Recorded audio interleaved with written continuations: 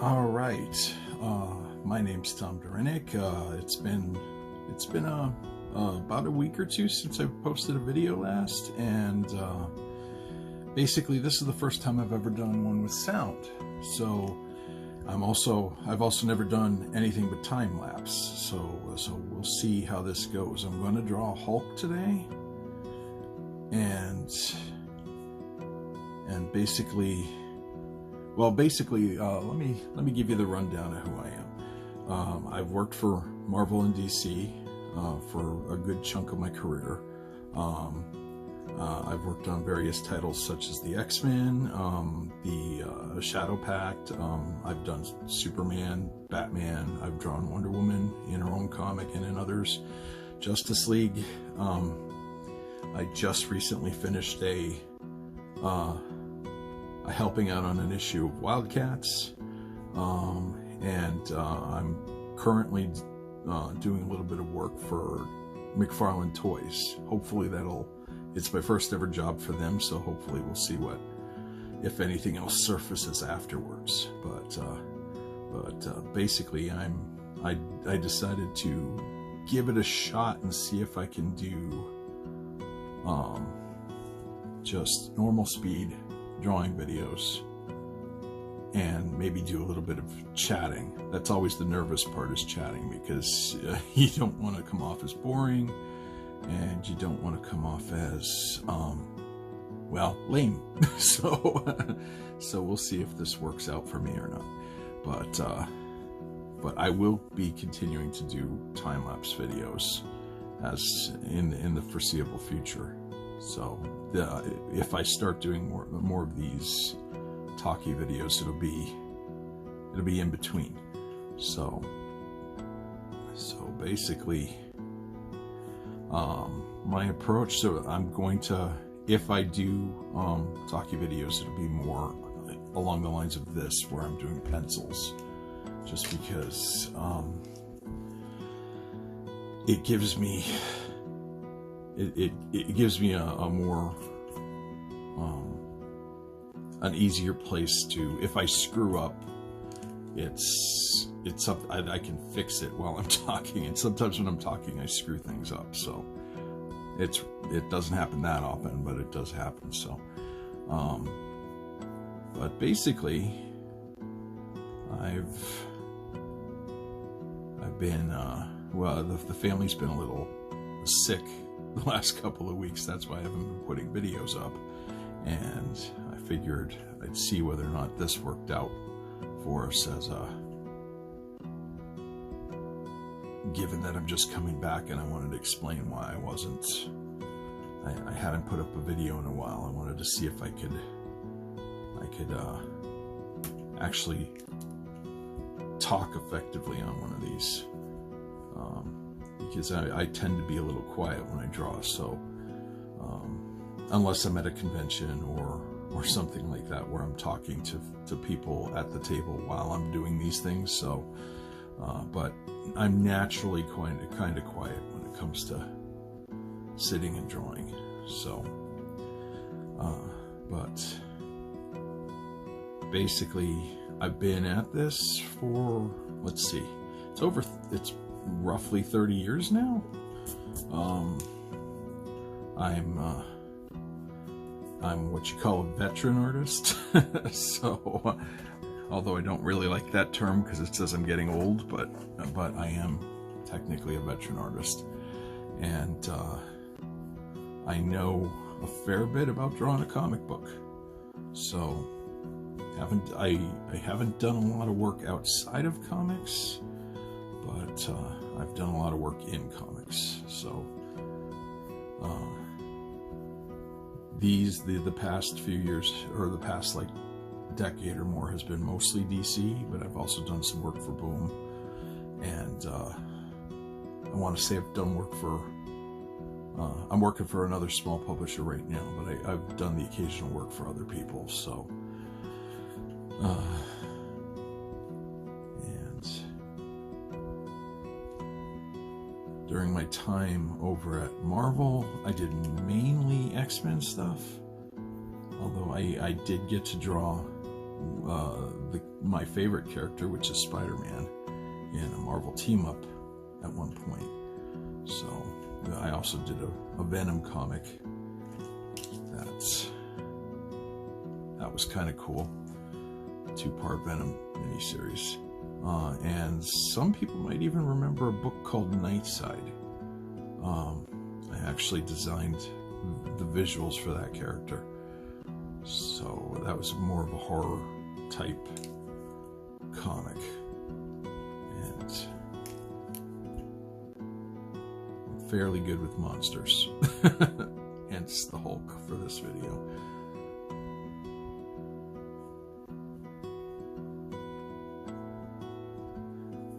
So basically, you'll notice that I started this drawing off with a rough already kind of in place. That's just for speed tonight. I can.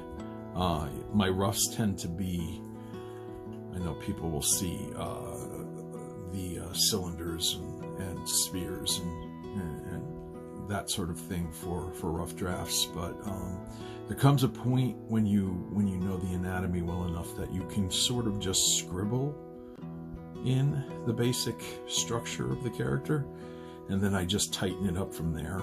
So I can't really say how far in to drawing you have to be to pull that off, but like somewhere along the lines you'll get to the point where you don't have to do all the cylinders. It'll just become kind of a shorthand in your mind as to what looks right for proportions and anatomy and stuff like that. It's been quite a few years since I've used the cylinder and spear method for getting proportions correct.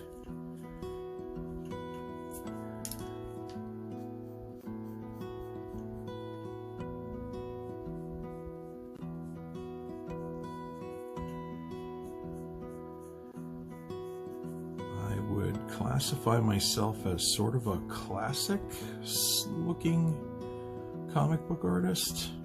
I think most other people who look at my stuff would say that as well.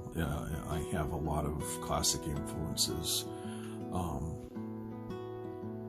As far as I do try, and this is something I advise to anybody working in this field. Don't let your style get stagnant. Basically, don't fall into one look. There are certain people who can. Those are if you become popular with a look that can hold you for most of your career. But I've personally come to realize that it's a good idea to keep incorporating different elements from other styles that you like into your work. Keeps you growing, keeps you looking a little bit more,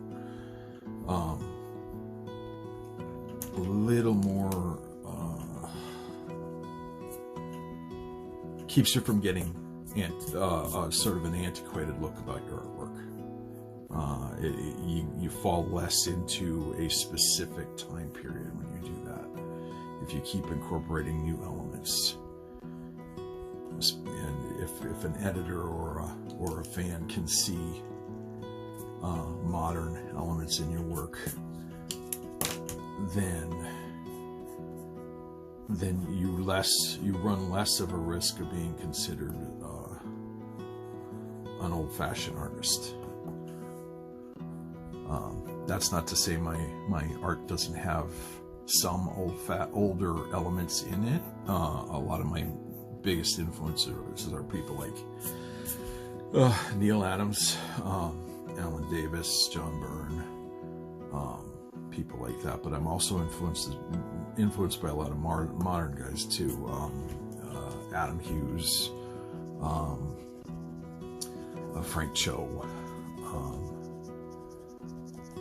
Once in a while, I'll even try to work in some Madureira, although it doesn't fit as well into my style as Joe Madureira's stuff. I like the exaggeration he puts into his work. So basically I have a broad set of taste for comic book art, even if my art doesn't always reflect that.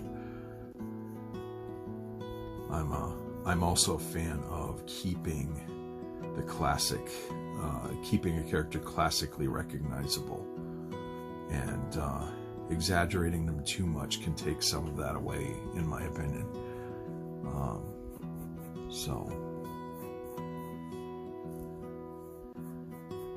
But actually, if you're good enough at the style, I mean, sometimes you can keep that classic element and still give it a very more modern look.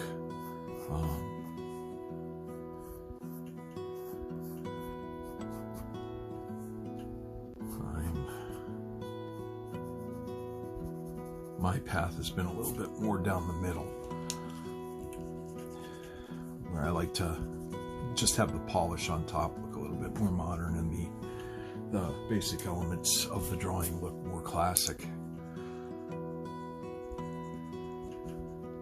That way, older fans and newer fans see something cool in it.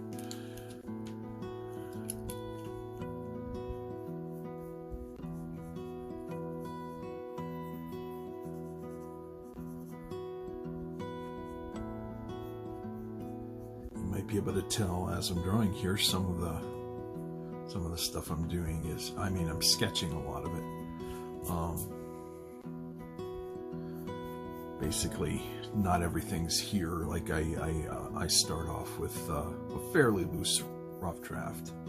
If I'm working on a comic book, I tighten it up a lot more to closer to a finished outline of something, mainly because most of the time when I'm working on comic books these days, I'm drawing in ink. I reached a point, I never thought I would, but I reached a point in my confidence in my line work where I could go to a reasonably tight rough draft and do all the rest of the tightening in pen and ink. A lot of people, a lot of my influences, or some of my influences at least, I know do that as well. It helps with speed. It also you're inking yourself, so you're less likely to be dissatisfied with the final outcome of the product. That doesn't mean that I was dissatisfied with that many inkers, but at least if I'm inking it, I know what I'm getting in the final product. So, and it also helps with speed, and editors are definitely interested in speed, especially when there's a deadline looming.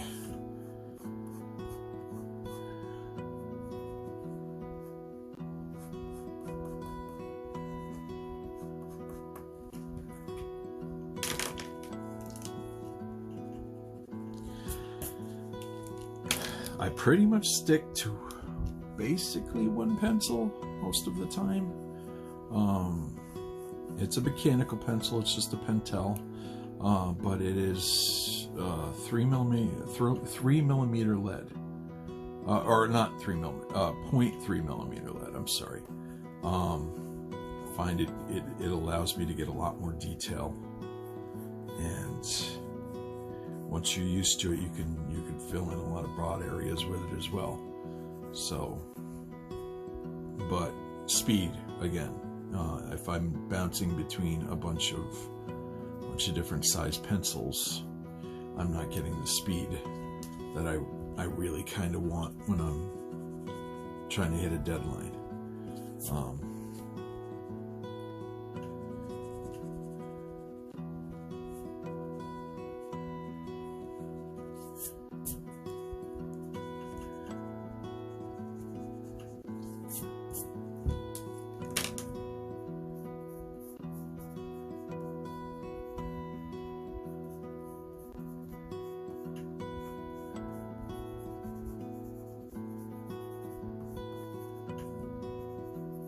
a lot of people are doing digital these days, and I can, when I need to, do digital, but for the most part I use it mainly for corrections. And yeah, there have been quite a few times where I've needed to correct something that was already a finished piece, and finished in ink. So your only real option is to either redraw it on another page and patch it in the computer, or you just redraw it in the computer. I found it much easier to just redraw using a layer in Photoshop and just straight redraw it there. Saves me a lot of time and effort. I don't know that I'll ever go full digital, where I'm drawing an entire page in digital. I know I can if I have to. If that's the request of a company, that they want me to work full digital, I can do it. I don't think I will unless asked, just simply because there's no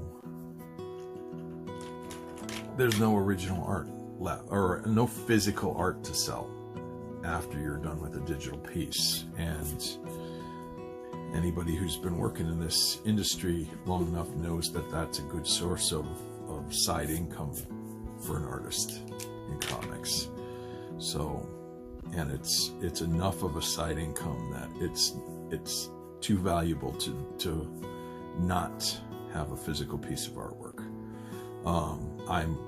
It surprises me when guys in this industry do all digital, but that's their choice. But at the same time, you have no physical artwork to sell after the fact, and it's becoming a growing market as far as the money you can make off of it. So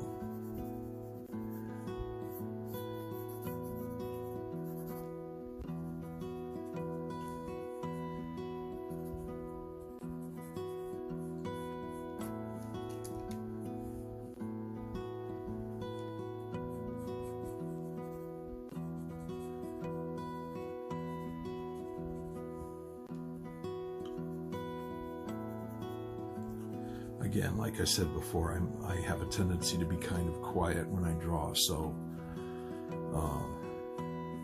I have to literally think to talk. So my apologies if this video seems a little quiet.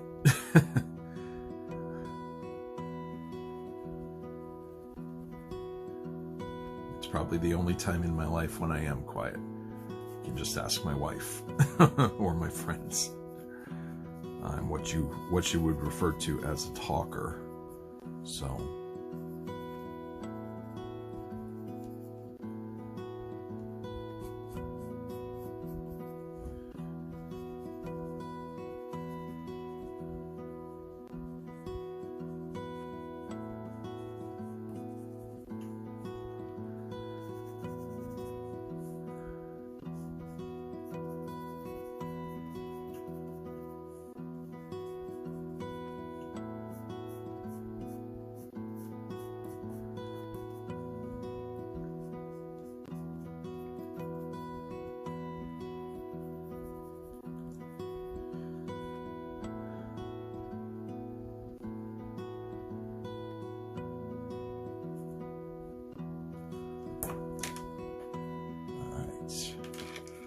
let's see here. I don't think Hulk looks crazy-eyed enough.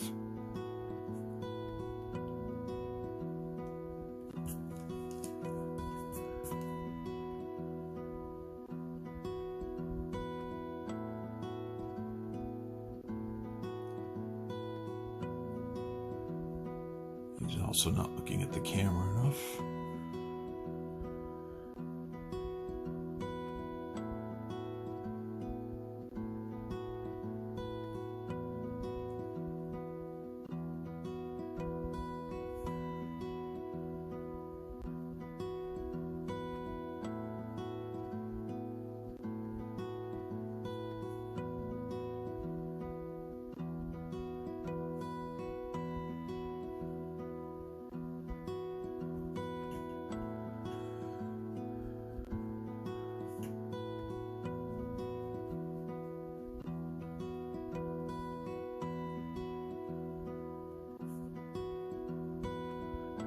big fan of the Hulk for quite a few years.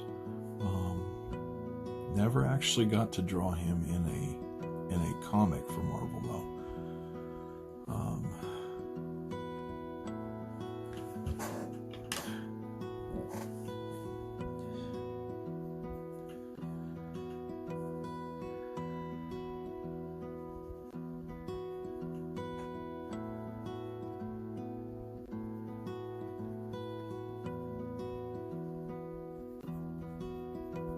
Would have loved to,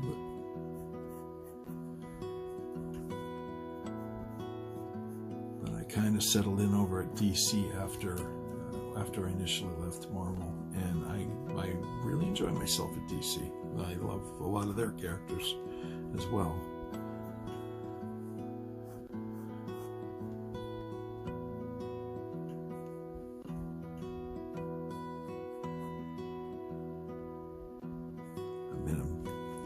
Big fan of Superman and Batman for most of my life, like most people. I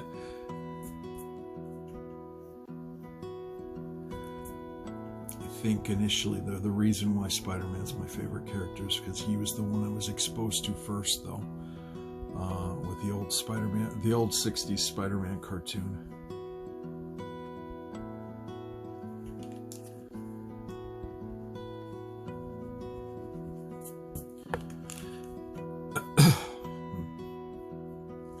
You'll notice I'm constantly tweaking the face until I deem it completely finished. I'm never quite sure if the proportions look right.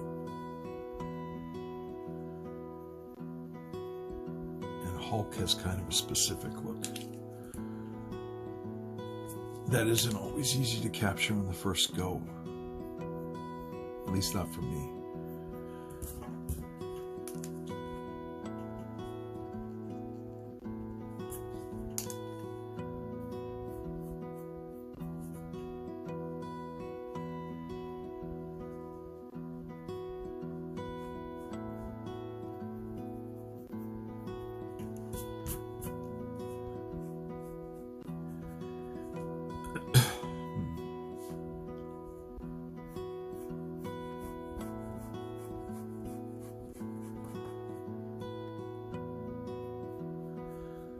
Been enjoying him in the Marvel Universe movies, I should say. But I do miss, now that they've made him kind of Professor Hulk, I do kind of miss the time bomb element, where you're basically never sure if he's going to go off and cause catastrophic damage to a city. That was always the most interesting part of the Hulk to me, was that you could never fully trust what he was going to do in any given situation. At best, you could just point him at the threat and hope he would do enough damage to be useful to you.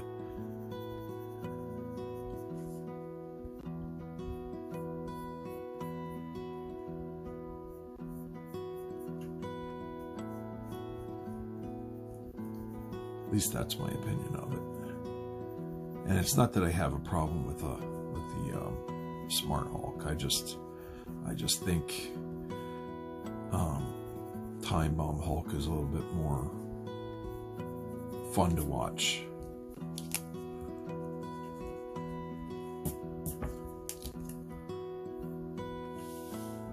I just realized it wasn't the hand wasn't on camera.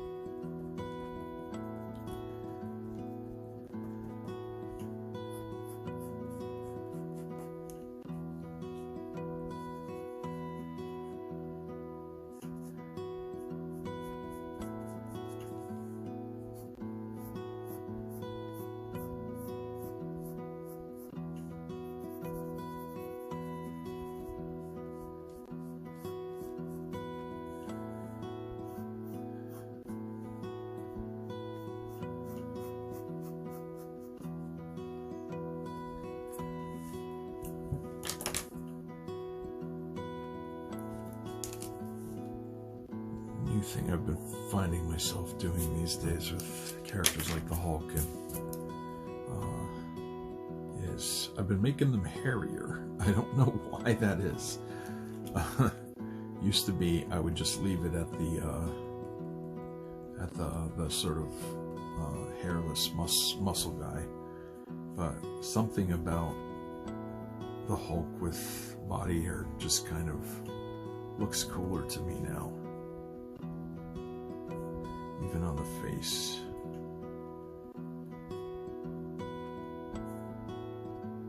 I don't know if it just adds an element of realism I like or what.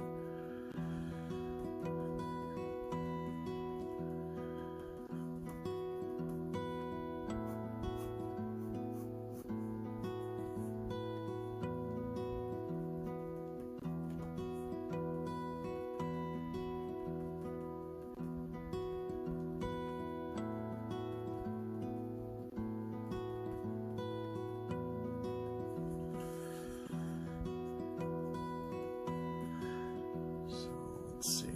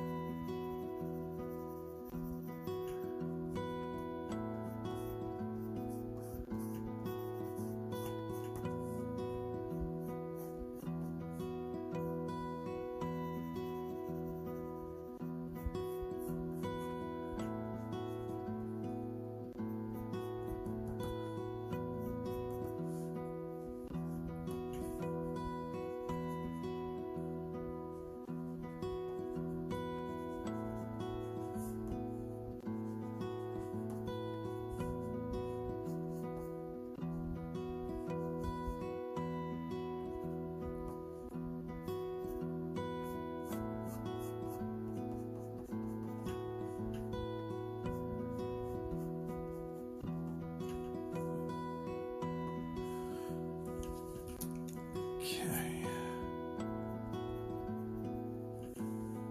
Knuckle time.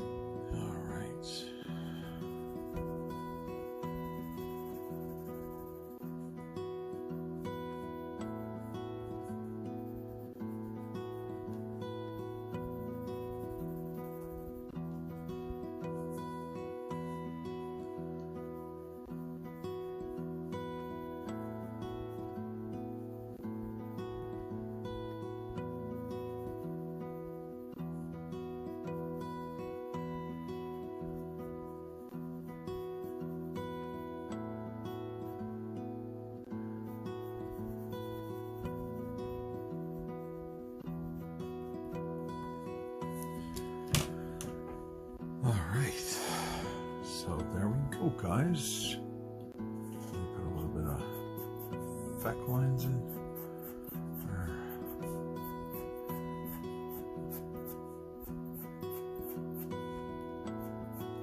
Splashing lines just emphasize the image a little bit more.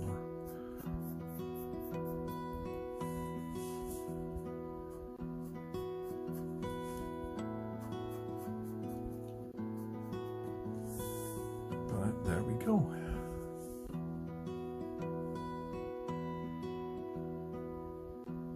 That's Hulk Smash.